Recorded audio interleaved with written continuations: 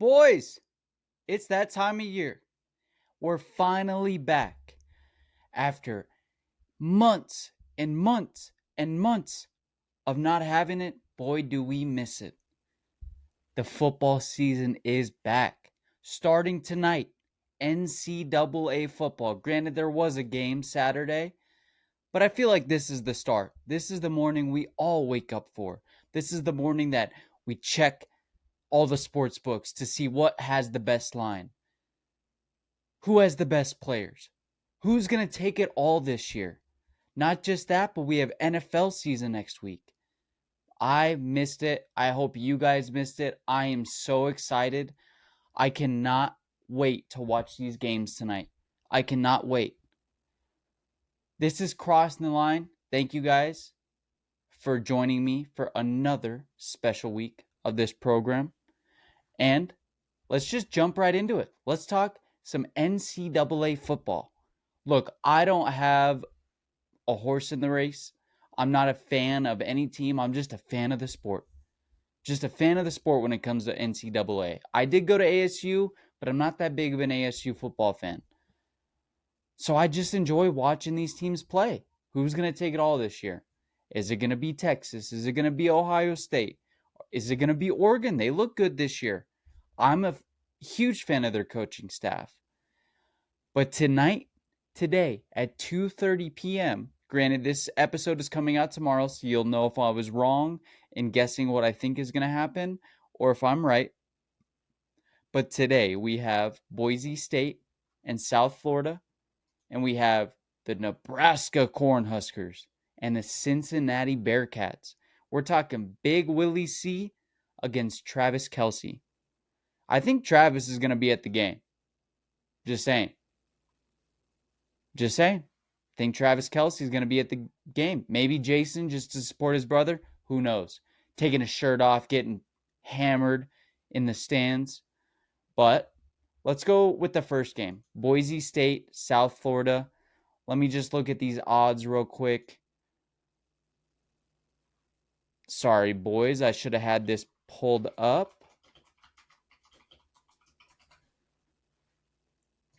So we got Boise State against the South Florida Bulls. Look, SF, not always a top 25 team, but they can give a lot of upsets. I mean, the boys on this team are playing in like 150-degree weather. It's humid outside. They play hard, and I'm pretty sure that Boise State is going to South Florida tonight. So Boise State's not used to that heat. Boise State is not used to that heat. I can see the South Florida Bulls giving them a little bit of trouble. But the odds right now, Boise State minus 5.5 favorites. And the over-under is 62.5. Over-under 62.5. Look, they lost Ashton Gianti. He was the bright spot on that. I mean, he was the entire team. Now, I'll give it up for the big boys in front. They blocked well last year, and they made it look effortless when Ashton was running the ball. But I do think a lot of why that team was successful last year is because of Ashton Gianti. And I think most of us would agree on that, unless you're a Boise State fan. So tonight, look, I'm kind of worried for Boise State. I don't think they're going to have all of that moxie, all of that excitement that they did last year. It didn't feel like a team that is growing and growing and growing and getting better. It felt like a team that had a bright spot. That bright spot is gone. So what are they going to be now? South Florida's 7-6 against the spread when going against Boise State. Boise State 7-7. Bulls, the South Florida Bulls quarterback is Byron Brown. Don't know much about Byron. But you got Boise State's quarterback, Maddox Madsen. Don't know a lot about him either. Look, I'm not a USF fan and I'm not Boise State fan. These are the bottom of the top 25 rankings list. Like, I don't imagine that either of these teams are going to be undefeated in the top 10. So I think I'm going to lead that. I would probably lay South Florida to cover, like against the spread. I don't think Boise State can cover the 5.5. I don't think that they're that much better than USF that this is going to be a touchdown plus game. And I'm kind of leading that it's going to be an under game. I don't think these are two high scoring, high flying type of teams. So I'm going to play the under 62.5, and I'm definitely going to play South Florida against the spread. So that's where I'm leading tonight. I mean, they play in a couple hours. I'm literally recording hours before the game because I want to watch the game. So you guys will know if I was right or wrong tomorrow. When this episode comes out, it's going to look like I have no idea what I'm talking about, but it's just because I'm recording before the game. So I apologize for that. But remember, USF plus 5.5, under 62.5 total points in the game. So let's go back to this Nebraska game. 6 p.m., we got Big Willie's Nebraska Cornhuskers against the Cincinnati Bearcats. I think this is a much better game than the Boise State game. I mean, Nebraska is what I was just talking about with Boise State. You want to see a team kind of like slowly build and get better. That definitely feels like the Nebraska Cornhuskers to me. They've constantly got better over the years, and I know that you can probably throw that up to the coaching with Matt Rule. Matt Rule is a good coach. Nebraska is a good program. Man, their facilities are nice.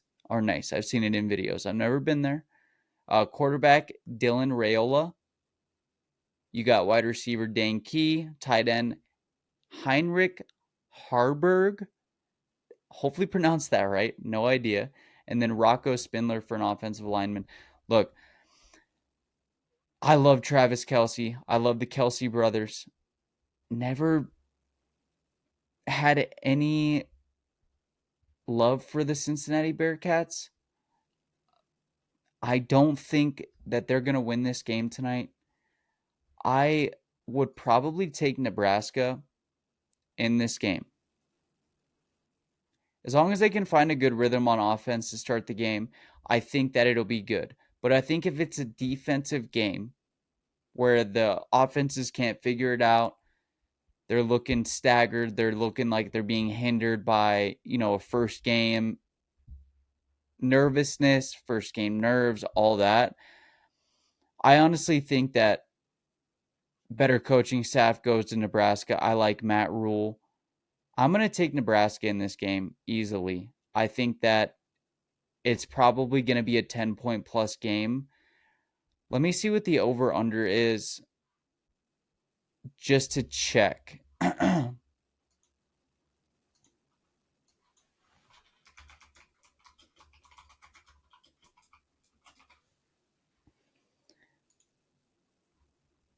Okay, so we're looking at a 6.5-point spread, 51.5-point total game. Money line is not good for Nebraska right now. Look, Cincinnati's not the better team. I think this is what I would lay tonight. I would lay 6.5 on Nebraska, and I would probably lay the over 51.5. Actually, I think I'm going to lay the under 51.5 in this game. I think Nebraska wins like a 24-14 game. I think they might, maybe even if it's a little higher, like a 28-17 game. I would probably lay Nebraska in this game minus 6.5, under 51.5 point. I would never lay the money line unless I'm playing the dog. I just think they're the better team, better coaching staff, all that. Emmett Johnson at running back. You got Ja'Cory Barney Jr., wide receiver, and Heinrich Harburg, Dylan Raiola. Yeah, I'm definitely laying Nebraska in this game. So remember, when you're watching this episode tomorrow, I'm laying Nebraska minus 6.5, under 51.5 point total. I'm laying USF at plus 6.5 to the Boise State game and under the 61.5 point total. Now let's look at a couple of the other top 25 games because they will be played this weekend and this episode comes out before the weekend. I'm just going to talk about the big games. Texas, Ohio State. Texas, Ohio State. This is where game day is going to be in the morning. How could you not? Texas, Ohio State, a 1-3 matchup in week one. This is why I hate working Fridays and Saturdays. I'm a night worker, so I work overnight. So it's kind of hard to watch these games sometimes. But this is a game I would be excited for. Extremely excited for. Texas Longhorns at Ohio State Buckeyes. Look, I'm assuming that Texas is the favorite in this game.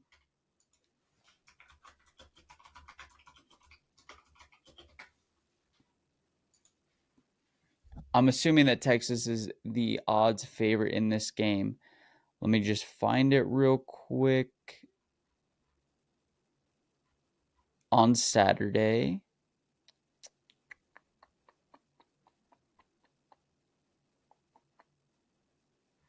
that was not a good website to click on to find the odds. Apologies, folks.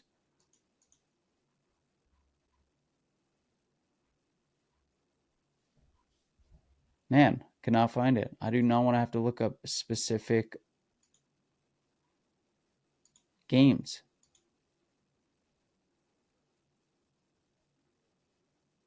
Okay, this might be a little bit better.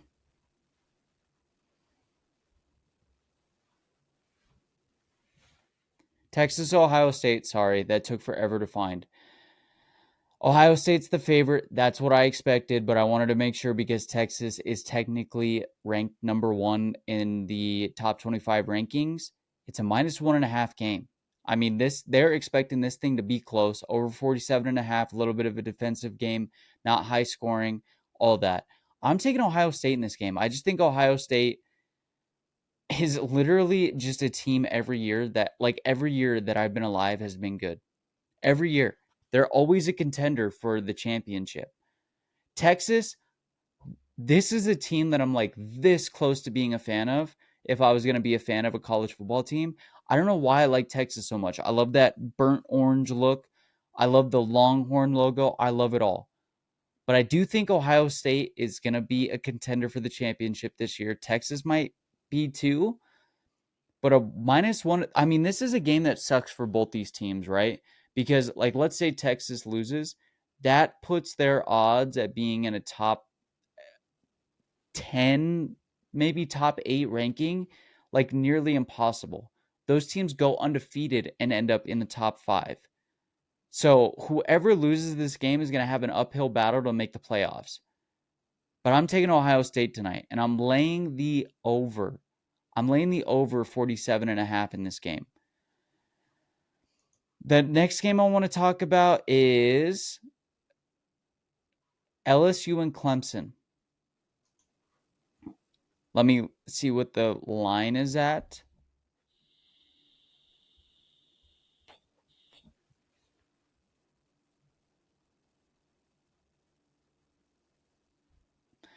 Plus 3.5, minus 3.5, over 57.5.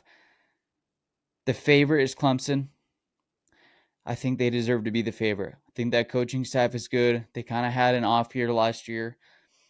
But this is a team that always seems to get good high school football players to go play for them.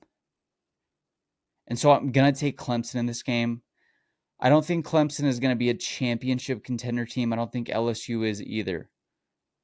But both fresh new quarterbacks, I'm taking Clemson in this game, and I'm probably going to lay the under 57.5.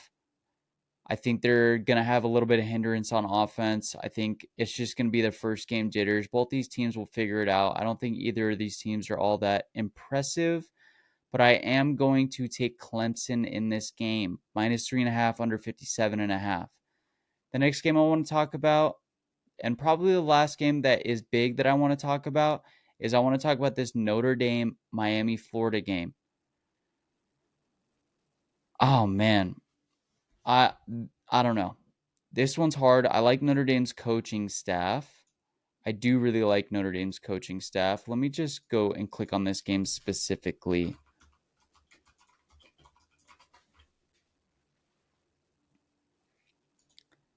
So they're 2.5-point game favorites. The over-under is 49.5-point game total. The odds to have Notre Dame win the championship is plus 1,200. They're ranked number 6 right now in the early rankings, and to make the college football playoff, they're minus 162.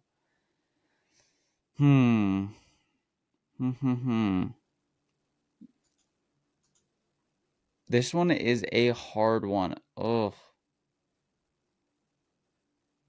I really don't know. I'm sorry, guys. This is a hard decision to pick. I mean, you're looking at CJ Carr, QB, Blake Herb. Ooh. Yeah, I'm probably laying Notre Dame in this game. I am laying Notre Dame in this game. I would probably lay the 2.5 points, and I would probably lay the under 49.5 point total. It is at Miami, which gives the benefit to Miami playing in that stadium. You don't ever want to play football against Notre Dame at Notre Dame, but I am going to lay the minus 2.5 under 49.5 point total. I think Notre Dame is definitely the best team. I think they could possibly end up in the top 10 just based on schedule alone. But yeah, I'm definitely laying minus 2.5. All right, let's get into some NFL stuff. We'll talk about some news and then we'll talk about a couple of the games because I'm excited for next week's games. The rivalry uniforms came out. And I think they're wearing them in week 1. A couple of them look gosh dang awful. Awful. The Bills, kind of fire. I'm not a Bills fan, but that is cold. It's like Snow White. I'm talking Snow White uniform. From head to toe, it looks sick. It looks so cool. Miami's looks okay. It looks like a color rush when you're playing Madden football team jersey. It's got like I don't even know what you consider that, like a neon green, bluish, green blue, and then they've got that like real bright orange. I would say it's like a 6 out of 10. Then you're looking at the New England Patriots rivalry uniforms. I don't really like them. It's kind of like this navy blue and white. I don't think it matches all that well. Then you got the New York Jets. Kind of looks cool. Kind of reminds me of like Halo, like the video game Halo, like that green. The Cardinals, hate the Cardinals. Uniform is kind of cool. It's like an off-white with like red dots everywhere. Then you got like the red numbers. The Rams doesn't really look any different than just their like regular uniforms. It's just kind of black. So I would say that's like a 5 out of 10. It just looks like their normal uniform. The Niners, kind of fire. The Niners is pretty sick. It's all black. You got the Niners red. The helmet's all black. They got visors on. Red stripe down the middle of the helmet. That one looks super cool. The Seahawks one looks awful. It looks so corny, guys. It's like this weird gray. They got the blue sleeves underneath, blue helmet, and then you got like, it looks like I think they made it try to look like a Seahawk was scratching their shoulders because it looks like there's just scratches on the uniform. I don't think it looks all that great. So we did get all these uniforms. Those are kind of the highlight ones that people either liked or disliked. But if I'm going to be honest, I think the Bills one looks cooler than the rest of them combined. That one is so cool. It is all, I'm a huge fan of like when apparel is like all white and it looks good because not a lot of people can pull it off. But I think these Bills uniforms pull it off. So cool. Josh Allen's going to look sick in that thing. Boy, do I wish I drafted him in fantasy, but when you get the 12th pick, You're not going to get a good team, unfortunately. The next thing to talk about, Micah Parsons. Good for me as an Eagles fan. Not good if you're a Cowboys fan. Michael Parsons is still holding out, and the clock is ticking down to this Eagles Cowboys Thursday night game next Thursday. Are they going to get a contract done? Are they not going to get a contract done? I don't know. I think that if I had to take a guess,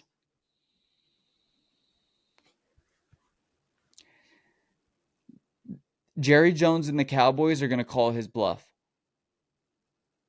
I don't think they're going to pay him before the season starts. I think they're going to hold out. I don't think they're going to trade him. Oh man, I don't know. This one's weird because he deserves all the money in the world. Michael Parsons is one of the best defensive linemen in the NFL. I'm surprised that they're not giving him what he's asking for. But unfortunately, when you're in the Cowboys position, you're America's team, and Jerry Jones has all the leverage. I don't think they're going to do anything. They signed Dak Prescott right before the season started. Remember when he was kind of holding out for his contract dispute? I don't think Micah Parsons is going to play in week 1 unless he decides to take no money, no contract, no trade, nothing, and just to play and try to prove. He doesn't need to prove anything, but to prove himself. If you're the player in this situation, this has got to be absolutely nerve-wracking. Because, for instance, you hold out for money, right? Even if you deserve it. What happens if weeks go by and they haven't signed you? You're not in play-ready shape. You're not getting hit all offseason. You're not used to taking that trauma to the body of getting hit and getting over it and getting over the soreness and all that. And if you give in and go against what you're asking for, let's say Michael Parsons just says, F it, I'm just going to go play even if I'm not going to get paid or traded, and you get hurt or you don't perform well, then you prove the team right, all the fans that are against you right. This is a terrible position to be in as an NFL player. Does he deserve the money? Absolutely. Micah Parsons deserves this money more than most people in the NFL. But unfortunately, the Cowboys kind of have all the leverage in this situation. He's under contract. The Cowboys don't need to do anything. If he doesn't want to play, he's going to lose money. He's just going to lose money. That's what it's going to be. Unfortunately, the only leverage that Micah Parsons has is if he's not on the field, the Cowboys are not going to perform as well as they could if he was on the field. So this is a hairy situation to be in as a player. It's like Trey Hendrickson holding out and then gets a 1-year contract when he wanted multiple years on a contract. He led the league in sacks last year, and he still didn't get paid. I don't think that the Cowboys are going to pay him right before the game. I don't. I think this might be a Chris Jones situation where a couple weeks go by. Maybe he got paid before the first week. I'm not sure, but I don't think Jerry's going to pay him. I don't think he's going to give him what he wants. I don't think they're going to trade him either. I think they're just going to hold out until Micah Parsons says, I don't have any choice but to play. This sucks to be Micah Parsons in this situation, because he definitely deserves all that money. But guess what? Good for me as an Eagles fan. If Michael Parsons isn't playing next Thursday night, that only benefits the Eagles. The next news I want to talk about.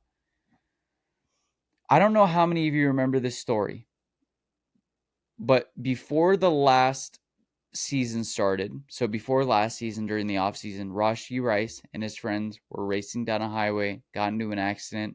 They all got out of the car and ran away from the accident, which is technically illegal, I think, in every state.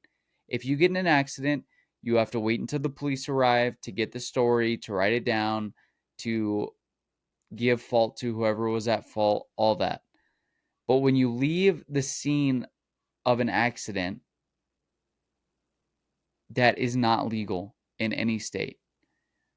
It stems from the 25-year-old's conviction along with another driver, causing a multi-chain vehicle reaction collision March 30th, 2024 in Dallas. The judge will allow Rice, who is paying roughly $115,000 to the victims for their medical expenses, to choose the time or times he serves out his sentence. He's going to miss the following games: week 1 against the Chargers, week 2 against the Eagles, week 3 against the Giants, week 4 against the Ravens, week 5 at Jacksonville, and he'll be eligible to play week 7 against the Raiders.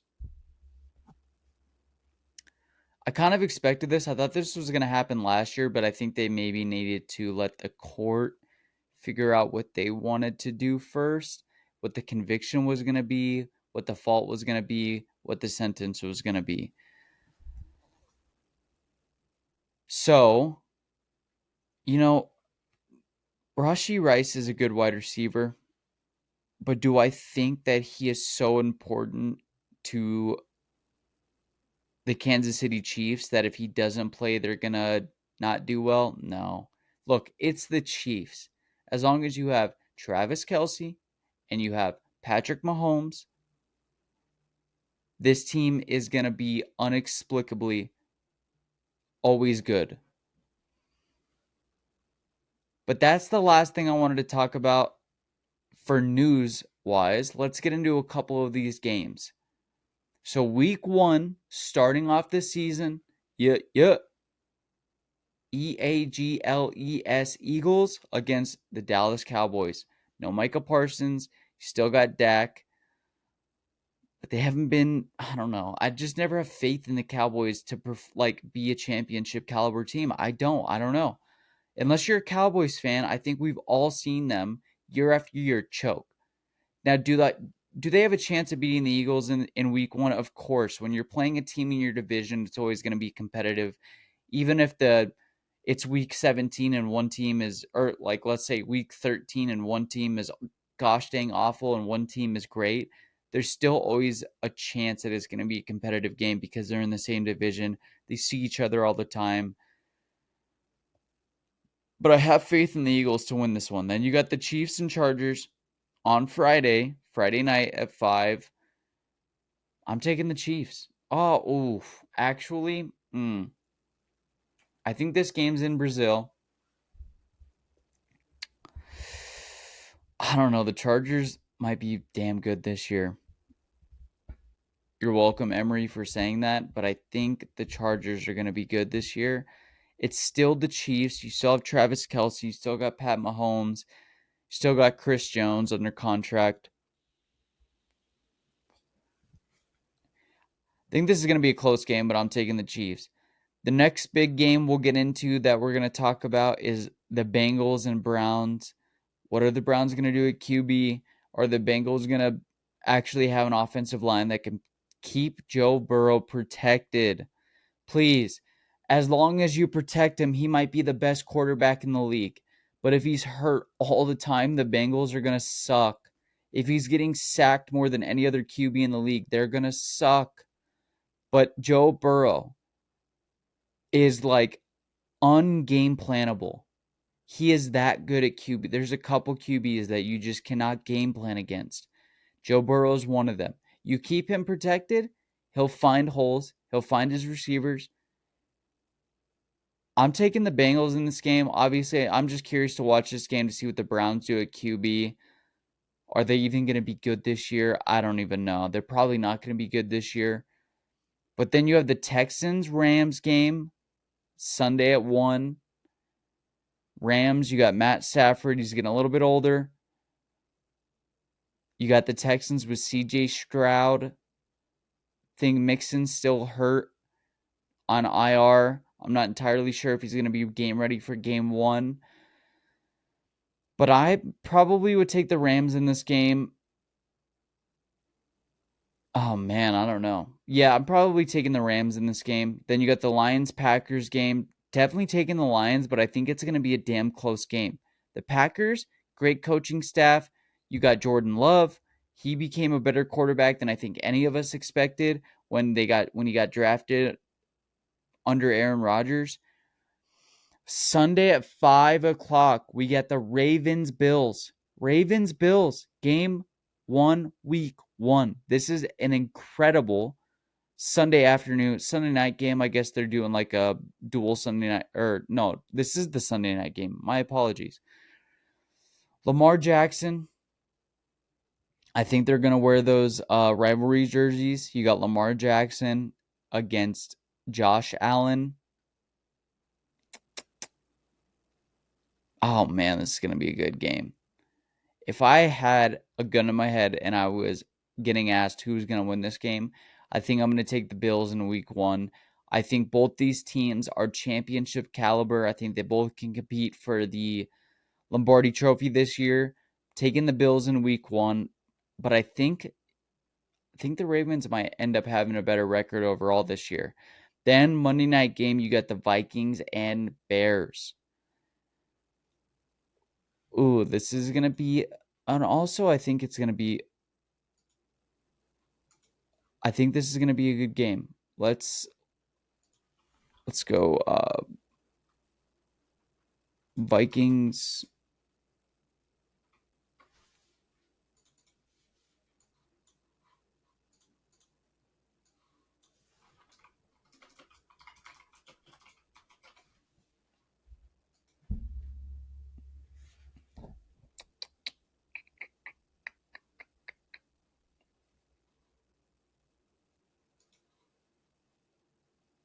Man, I'm such a fan of Kevin O'Connell.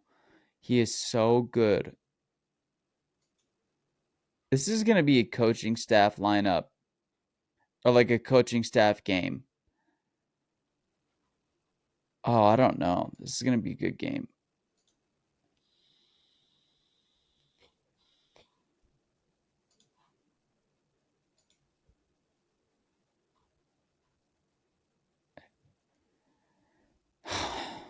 Sam Darnold, Caleb Williams. Not Sam Darnold. What the hell? This is not right.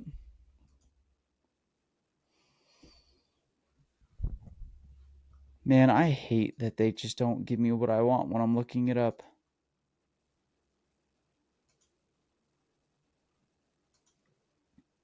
JJ McCarthy, this is going to be a week 1 start. Still got Jay Jettas. No, I'm taking, you know what? I'm taking the Bears. I'm taking the Bears in this game. I think they don't have the better coaching staff, still have an incredible coaching staff.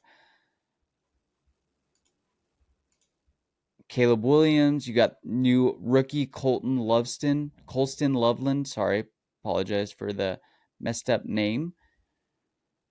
Cole Kmet. I mean, you got incredible tight ends. I'm not a fan of DeAndre Swift. I loved him when he was an Eagle, but he has not been all that great since then.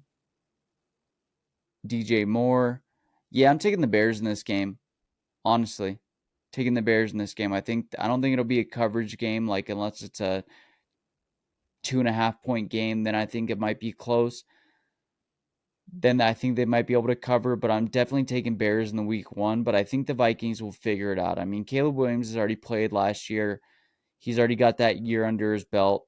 Rookie year done. But remember,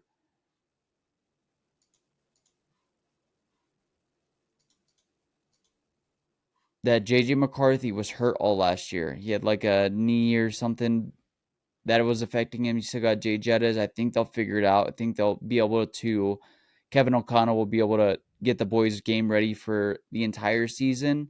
But when you got Jay Jettas, you're always going to be competitive. Even if you've got a backup QB playing, like even if Carson Wentz, their backup QB, is playing, I think they'll be able to figure it out. I mean, Jay Jettas, doesn't matter if you have 3 defenders on him, he's still going to find ways to get open. He is the best wide receiver in the league by far. And if you ended up being able to draft him in fantasy, boy, are you in luck. If he stays healthy, probably win your league with Jay Jettas. He is that good of a wide receiver. But I'm going to take the Bears week 1. I think they just have a team that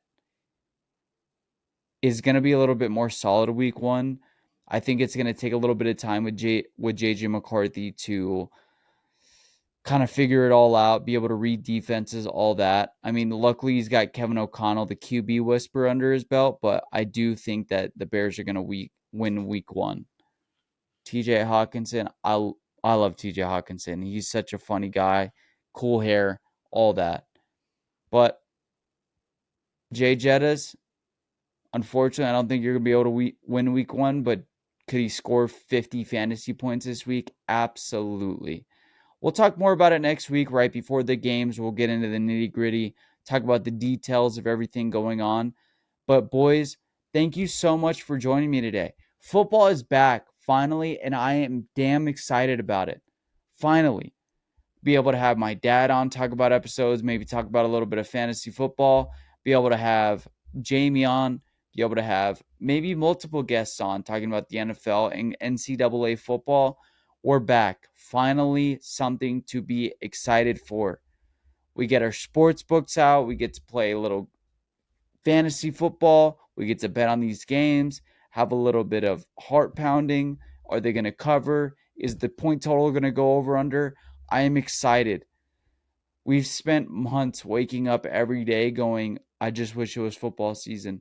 And we're here. NFL season starts next week. Tonight, we have college football. Let's get it. Thank you guys so much for joining me today. I will see you guys again next week.